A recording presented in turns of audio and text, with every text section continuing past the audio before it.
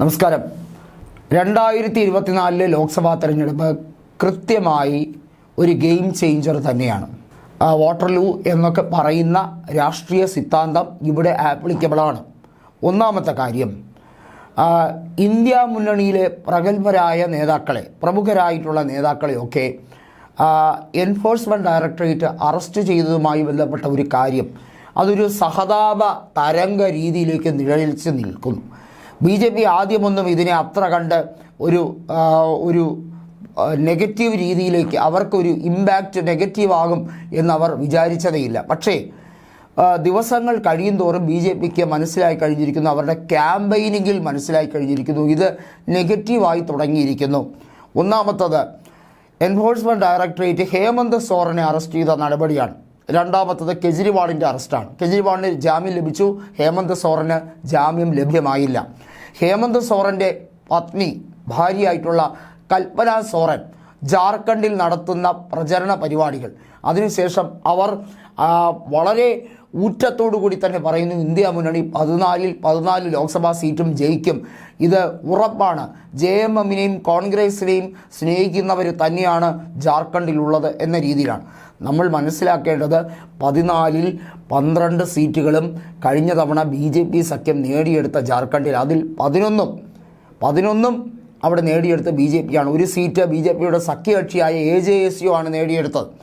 അവിടെ Jharkhand students union കൂടി സഖ്യം ചേർന്നിരിക്കുന്ന ഇത്തവണത്തെ ലോക്സഭാ തെരഞ്ഞെടുപ്പിൽ BJPക്ക് പകുതി പോലും സീറ്റുകൾ ലഭ്യമാകാത്ത ഒരു രാഷ്ട്രീയ സാഹചര്യത്തിലേക്ക് പോകുമെന്നാണ് പൊതുവെയുള്ള വിലയിരുത്തൽ.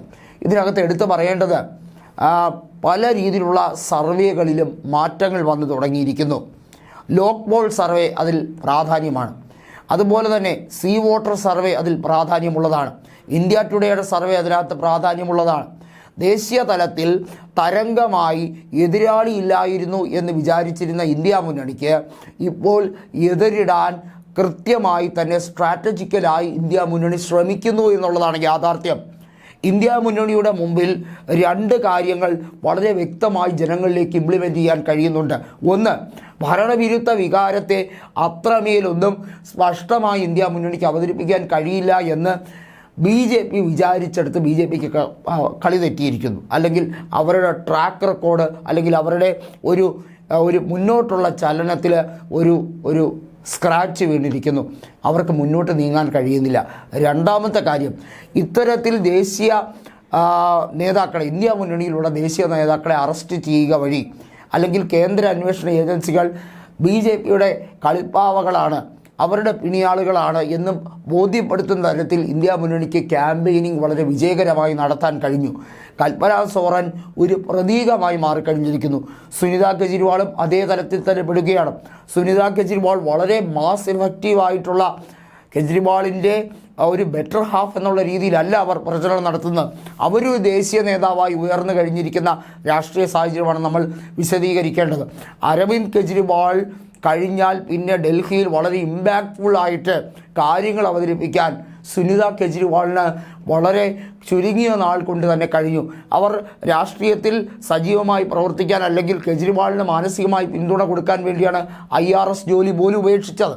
പക്ഷേ യാഥാർത്ഥ്യത്തിൽ സുനിത കെജ്രിവാളിന് രാഷ്ട്രീയത്തിലൊരു സ്കോപ്പ് വരുന്ന തരത്തിലേക്ക് സിറ്റുവേഷൻ മാറിക്കഴിഞ്ഞിരിക്കുന്നു, സെനേറിയോ മാറിക്കഴിഞ്ഞിരിക്കുന്നു. ഗ്രൗണ്ട് റിയാലിറ്റി അതാണ്. വളരെ അർത്ഥതലത്തിൽ നിന്ന് നോക്കിയാൽ ഒരുപക്ഷെ BJP അവർക്കെതിരെ എറിയാനുള്ള, അല്ലെങ്കിൽ അവരെ തല്ലാനുള്ള, അല്ലെങ്കിൽ അവർക്കെതിരെ ആക്രമിക്കാനുള്ള ആയുധം എതിരാളികളുടെ കയ്യിലേക്ക് കൊടുത്തതുപോലെ നമുക്ക് തോന്നും. ആ ഒരു സിറ്റുവേഷനാണ് ഇപ്പോൾ വന്നിരിക്കുന്നത്. ഒരു സൈഡിൽ നിങ്ങൾ നോക്കൂ, BJPയുടെ യാഥാർത്ഥ്യം എന്താണ്? BJP 400-ൽ കൂടുതൽ സീറ്റ് നേടുമെന്ന് പറയുന്നു. എങ്ങനെ നേടുമെന്നാണ്? എവിടെ നേടുമെന്നാണ്? അവർക്ക് കഴിഞ്ഞ തവണ കിട്ടിയ സീറ്റുകൾ ഒരിക്കലും ഇത്തവണ ആവർത്തിക്കാൻ കഴിയില്ല എന്നുള്ളത് അവർക്ക് ഉറപ്പാണ്. അവർക്ക് 303 എന്നുള്ള ടാലി പോയിട്ട് 280 അല്ലെങ്കിൽ 273 സീറ്റാണ് കേവല ഭൂരിപക്ഷം. അത് ലഭിക്കില്ല. അത് ഉറപ്പിച്ച് കഴിഞ്ഞിരിക്കുന്ന രാഷ്ട്രീയ സാഹചര്യമാണ്. പിന്നെ എങ്ങനെയാണ് അവർക്ക് ഏകപക്ഷീയമായ ഒരു ഭൂരിപക്ഷം കിട്ടുന്നത്? ബംഗാളിൽ നിന്നും ഒരുപക്ഷെ സീറ്റുകൾ നേട്ടമുണ്ടാകാം, അത് തൃണമൂൽ എന്ന് പറയുന്ന രാഷ്ട്രീയ കക്ഷി എതിരാളിയായതുകൊണ്ട്. ഒഡീസയിൽ ചിലപ്പോൾ നടക്കും, അവിടെ BJD വർഷങ്ങളായി ഭരിക്കുന്നതുകൊണ്ട്. അതല്ലാതെ ഉത്തർപ്രദേശിലോ അതല്ലെങ്കിൽ ഈ പറയുന്ന ആധിപത്യം നിലനിർത്തുന്ന രാജസ്ഥാനിലോ ഒന്നും ഇക്കുറി ഒരു ക്ലീൻ സ്വീപ്പ് അല്ലെങ്കിൽ ഒരു മാസീവ് വിക്ടറി BJPക്ക് ലഭ്യമാകില്ല.